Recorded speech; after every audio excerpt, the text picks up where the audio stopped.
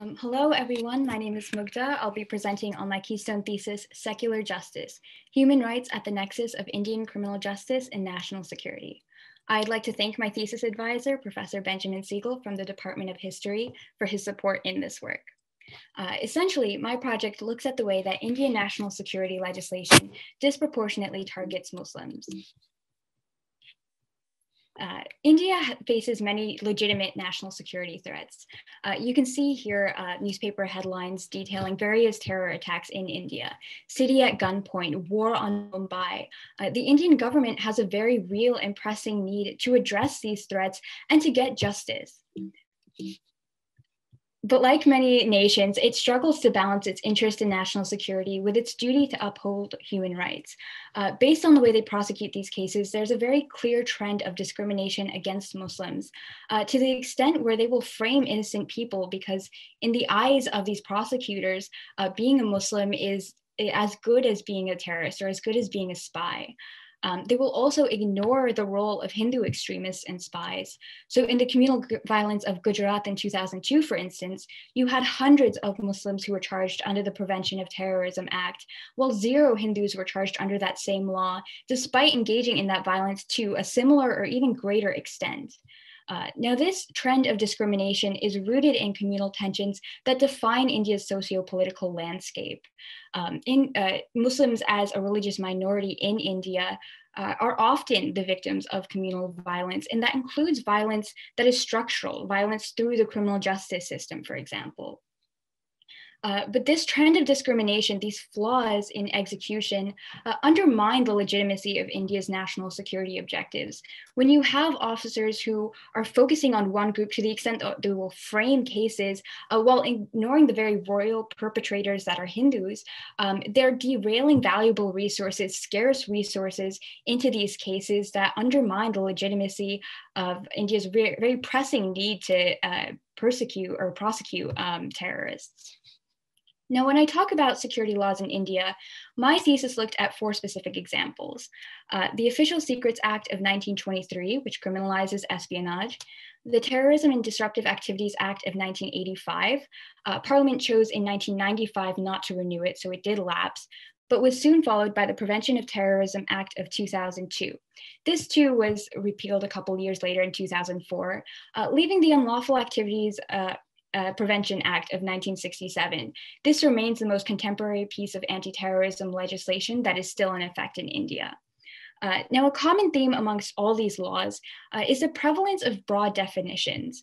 Things like official secrets, things like terrorism are very broadly defined so that they can include activities such as political protests or journalists who are investigating the government, things that aren't necessarily considered an inherent national security threat, but that can be prosecuted under national security laws. There's also this phenomenon known as routinizing of the extraordinary.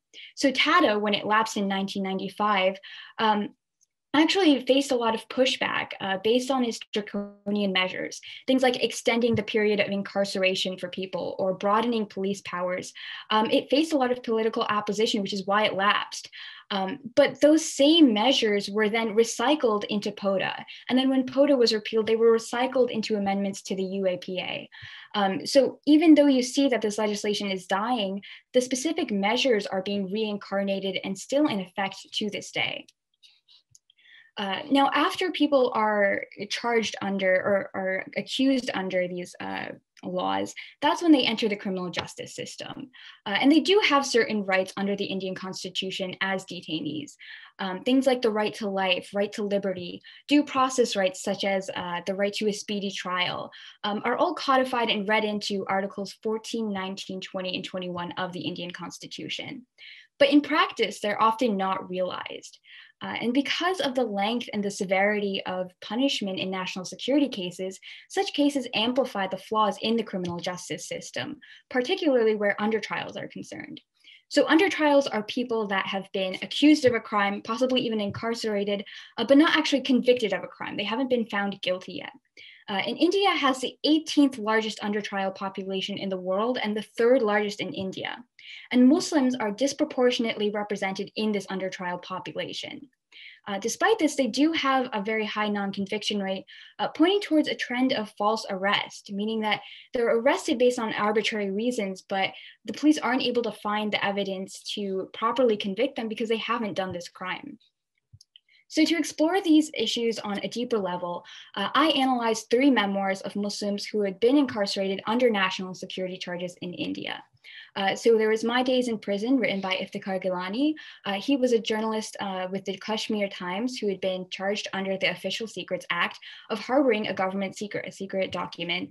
It was later found that this document was actually publicly available. The police had tampered with it while they were in his home to make it look like it was classified and presented that tampered document to the court in his case. There's also Anjum Zamarud Habib. She was a Kashmiri political activist who had been arrested and framed for passing along information to the Pakistani ISI intelligence services. Then there's Mohammed Amir Khan, who wrote Framed as a Terrorist. His story begins with simply visiting his sister in Pakistan and ends up with him being falsely implicated in 19 counts of terrorism under the Terrorism and Disruptive Activities Act. And he ultimately spent 14 years in prison. So common themes amongst these 3 accounts include custodial abuse. And here I will insert a content warning that the next slide will provide some graphic descriptions of the abuse and torture that they go through. So please do feel free to tune out. So custodial abuse, poor safeguards against abuse, poor enforcement of evidence standards, and extended periods of incarceration. So verbal abuse and physical torture are considered hallmarks at this point of the Indian criminal justice system, to the point where Khan describes it as a routine of torture.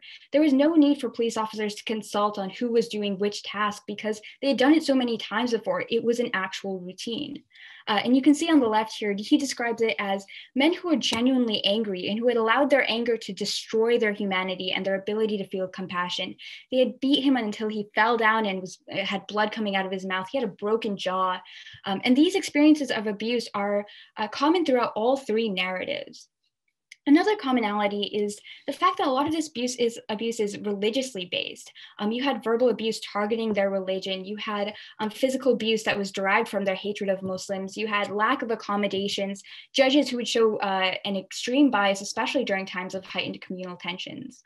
Now, there are supposed to be safeguards to deter this kind of custodial abuse, things like a hearing before a magistrate who's supposed to inquire about your conditions of custody, medical checkups with professionals who will check for signs of abuse.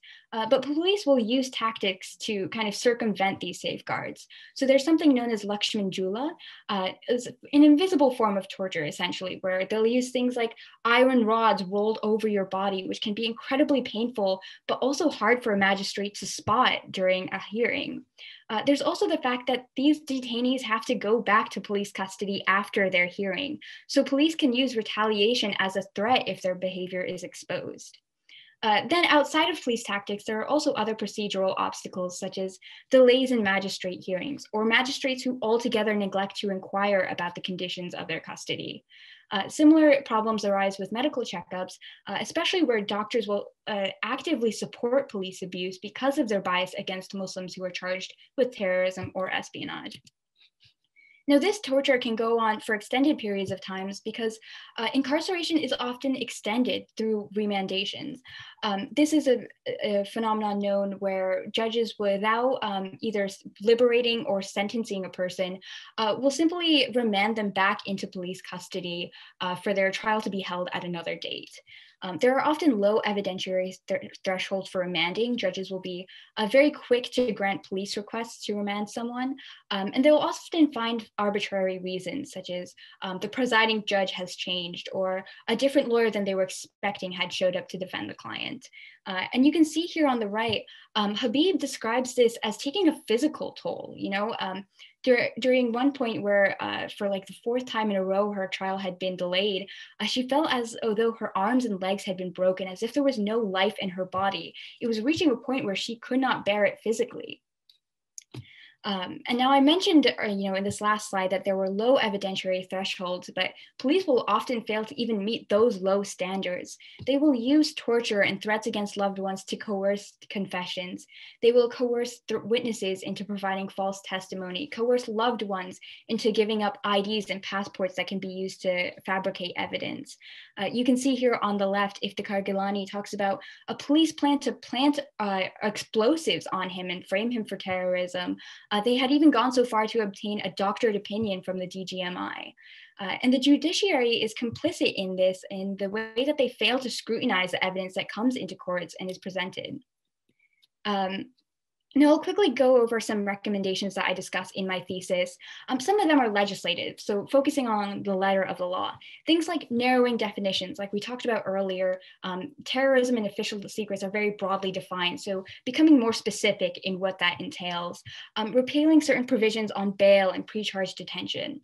But what I really want to focus on is the procedural aspects, things like oversight committees for police actions, compensation for unlawful arrest, reduced immunity for police who are found engaging in malicious behavior. This is what I think is really going to drive change, because when you have someone who is torturing a detainee, that's not happening because the law allows it to happen. That's happening because the person committing it wants it to happen. So I think there needs to be very on the ground, tangible solutions in that regards. But overall, what I really wanted to emphasize through this thesis is that upholding human rights does not have to come at the cost of national security or criminal justice. In fact, human rights are fundamental to the success of both of these objectives. When you have police who are allowed to frame evidence, who are allowed to ignore certain perpetrators, that doesn't do anything to further national security objectives. So I hope that in exploring these three accounts, I can, both highlight the trends of discrimination, but then also provide options for addressing those on the ground kind of solutions. So thank you for your time.